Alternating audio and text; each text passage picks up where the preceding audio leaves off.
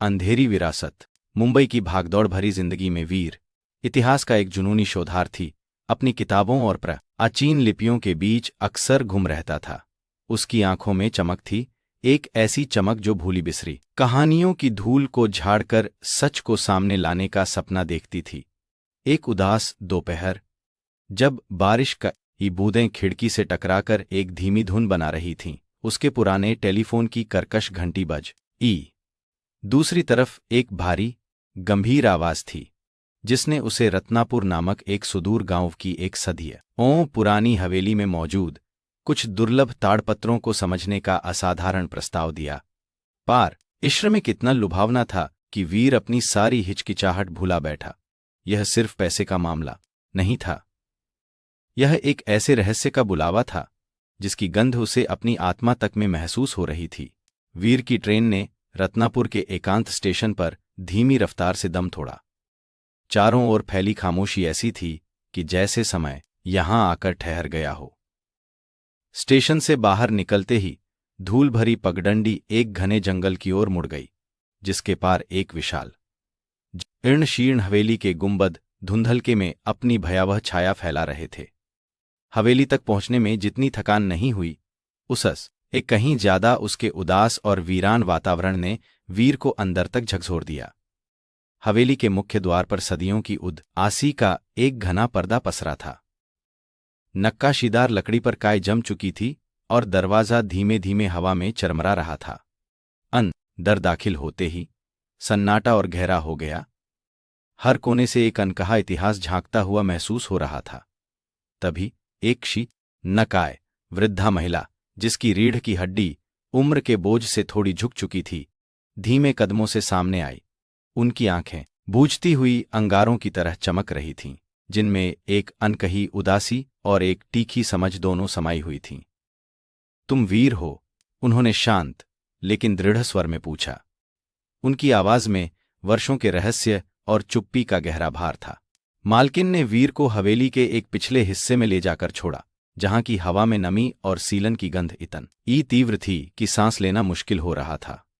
यह एक पुस्तकालय था, या यूं कह लें कि एक ऐसा कमरा जो कभी पुस्तकालय रहा होगा। यहां अनगिनत किताबें और पांडुलिपियां धूल की मोटी चादर में लिपटी कतारों में खड़ी थीं, मानो कोई अदृश्य शक्ति उन्हें सदियों से सहेज रही हो। धूप की कुछ शर्माई किरणें टूटी हुई खिड़की का शीशे से छनकर अंदर आ रही थीं, जिससे हवा में तैरते धूल के कण किसी रहस्यमयी नृत्य में लीन दिखाई पड़ रहे थे।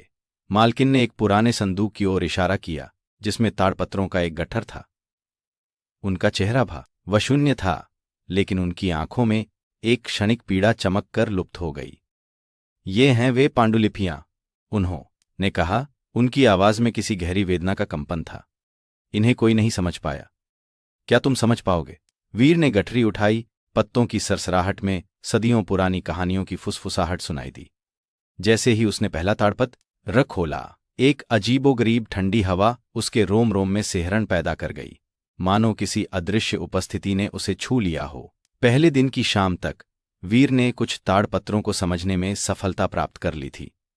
भाषा बेहद प्राचीन थी, जिसका अध्ययन उसने कभी कभार ही किया था, लेकिन उसकी लगन रंग ला रही थी। टुकड़ों टुकड़ों में जो कहानियां सामने आ रही थीं, वे रक्त संबंध, शाप और किसी छिपे हुए बलिदान की बात करती थीं। रक्त रेखा शब्द बार बार आ रहा था, जिसके इर्द गिर्द कोई गहरा रहस्य लिपटा हुआ था।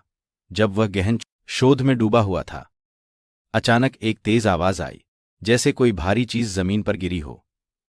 वीर चौंक गया, उसका दिल जरोरों से धड़कने लग। उसने चारों ओर देखा, लेकिन वहां कोई नहीं था। पुस्तकालय की हवा और ठंडी महसूस होने लगी। वह अभी इस घटना से उबर भी नहीं पाया था कि उसने देखा मालकिन दरवाजे पर खड़ी उसे घूर रही थीं।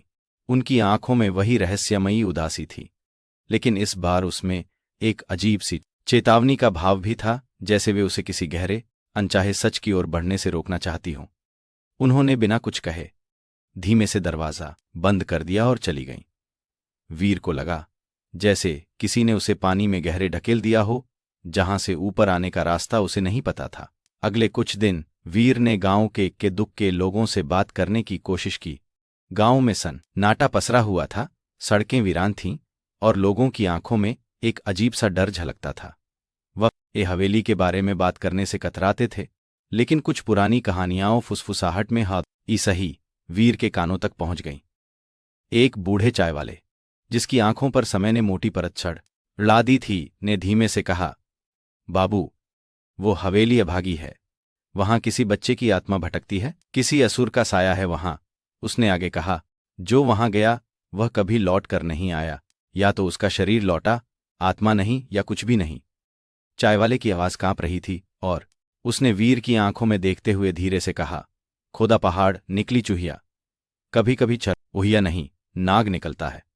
यह चेतावनी इतनी सीधी थी कि वीर उसे नजरअंदाज नहीं कर पा, या हवेली के भीतर उसे हर कदम पर कुछ अजीब सा महसूस होता था।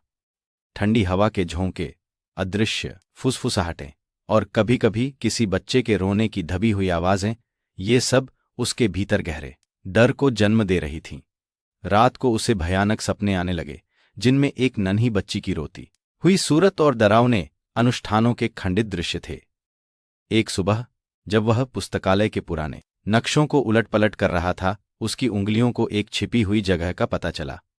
दीवार में एक छोटा सा गुप्त कक्ष था, जिसमें एक प्राचीन नक्काशीदार कटार रखी थी।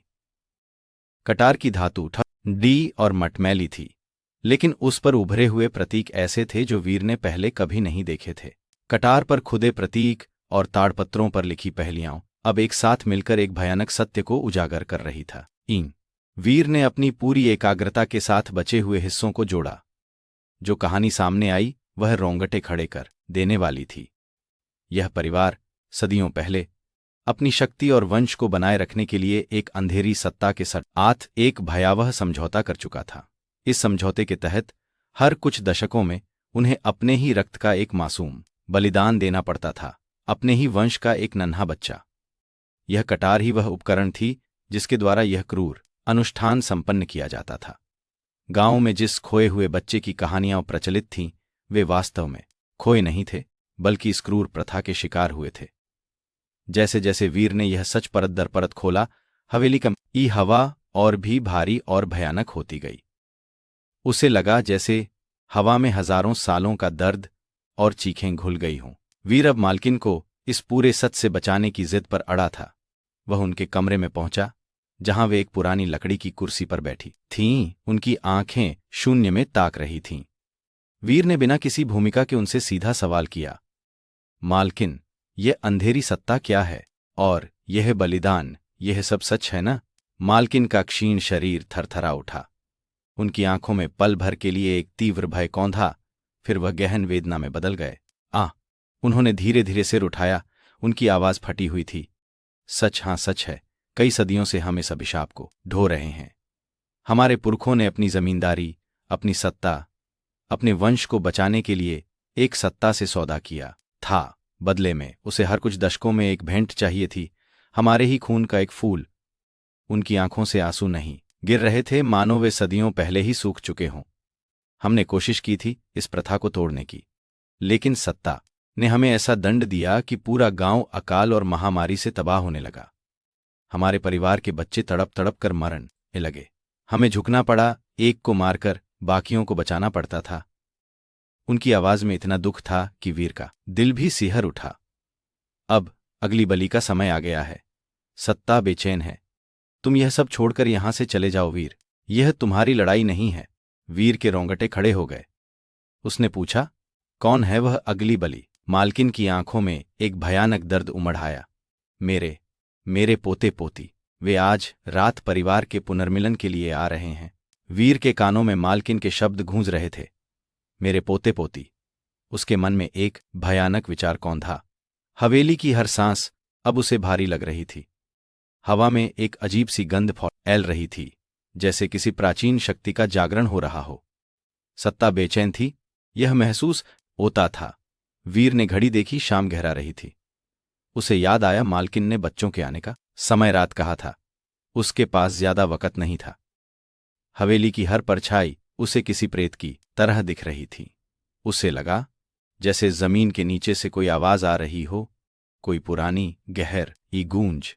वह मालकिन के साथ उस गुप्त कक्ष की ओर बढ़ने लगा, जहां संभवतः अनुष्ठान होता था। हर कदम पर वीर के मन में एक ही सवाल था, क्या वह इन मासूम बच्चों को बचा पाएगा या उसे इस अंधेरी विरासत का मूक दर्शक बनना पड़ेगा? मालकिन वीर को हवेली के ठीक नीचे एक गुप्त कक्ष में ले गईं।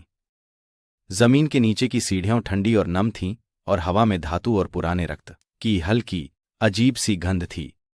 कक्ष एक गोलाकार गुफा जैसा था जिसकी दीवारों पर भयानक भित्तिचित्र उकेरे गए थे। डरावनी आकृतियां, बलि के दांव, ऋष्य और एक विशाल आंख जो ऊपर से सब कुछ देखती हुई लगती थी। केंद्र में एक काली वेदी थी जिसके चारों ओर प्राचीन प्रतीक बने थे। कमरे के एक कोने में मालकिन के 2 पोते पोती, एक मासूम लड़का और एक लड़की, पत्थरों से खेल रहे थे। इस भयानक जगह से पूरी तरह बेखबर उनके चेहरे पर निर्दोष हंसी थी जिसने वीर के दिल को चीर दिया। मालकिन ने अपनी धीमी गति से वेदी की ओर बढ़ना शुरू किया। उन्होंने एक मिट्टी का पात्र उठाया जिसमें कोई गाढ़ा लाल द्रव था। उनके होंठ कांप रहे थे और उन्होंने एक प्राचीन मंत्र का जाप करना शुरू कर दिया। उसकी आवाज में गहरा दुख और दृढ़ता दोनों थीं। कटार उनकी बेजान उंगलियों में चमक रही थी। वीर को लगा जैसे पूरा कक्ष उसकी ओर झुक गया हो। सत्ता की उपस्थिति अब इतनी घनी थी कि सांस लेना मुश्किल हो रहा था। उसके पास अब सिर्फ पल भर का समय था। उसे बच्चों को बचाना था, लेकिन कैसे? उस भयावह शक्ति के सामने वह निहत्था था। वीर ने अपनी आंखें बंद कर लीं। उसके दिमाग में एक विचार बिजली की तरह कौंधा। इतिहास ने उसे सिर्फ कहानियां नहीं, समाधान भी दिए थे। उसने ताड़पत्रों के उन हिस्सों को याद किया जहां सत्ता के बंधन को तोड़ने के प्रतीकों का वर्णन था। यह कोई शारीरिक लड़ाई नहीं थी, बल्कि ज्ञान और आस्था की लड़ाई थी। मालकिन जैसे ही वेदी के पास पहुंची और अपना हाथ कटार पर रखा, वीर चीखा, रुको! उसकी आवाज गूंज उठी। उसने तुरंत वेदी के पास रखी एक पुरानी पत्थर की मूर्ति उठाई जिस पर सत्ता का मुख्य प्रतीक उकेरा हुआ था। उसने पूरी शक्ति से उसे जमीन पर दे मारा। मूर्ति के टुकड़े टुकड़े होते ही एक भयानक चीख पूरे कक्ष में गूंज उठी, ऐसी चीख जो इस दुनिया की नहीं थी। हवा में एक अजीब सा दबाव महसूस हुआ और फिर अचानक सब शांत हो गया। सत्ता की उपस्थिति, जो अब तक इतनी घनी थी, एक पल में लुप्त हो गई। मालकिन कांपते हुए जमीन पर गिर पड़ी। उनके चेहरे पर राहत और असीम दुख का एक अजीब मिश्रण था। बच्चे डरकर रोने लगे।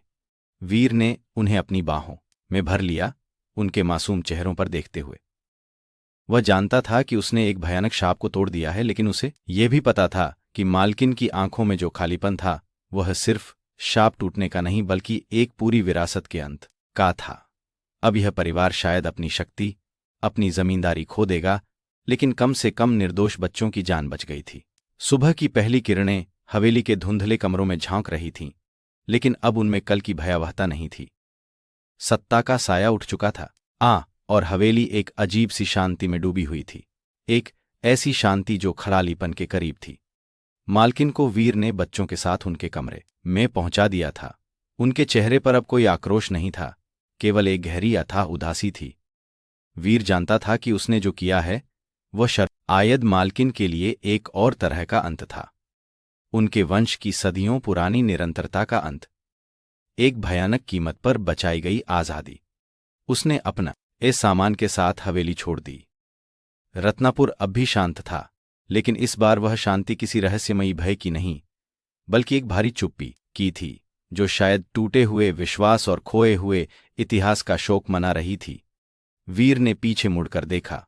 हवेली अब सिर्फ एक पुरानी आरत थी जिसमें कोई रहस्य नहीं बचा था, लेकिन उसकी आत्मा पर उस अंधेरी विरासत की छाप हमेशा के लिए पड़ गई थी।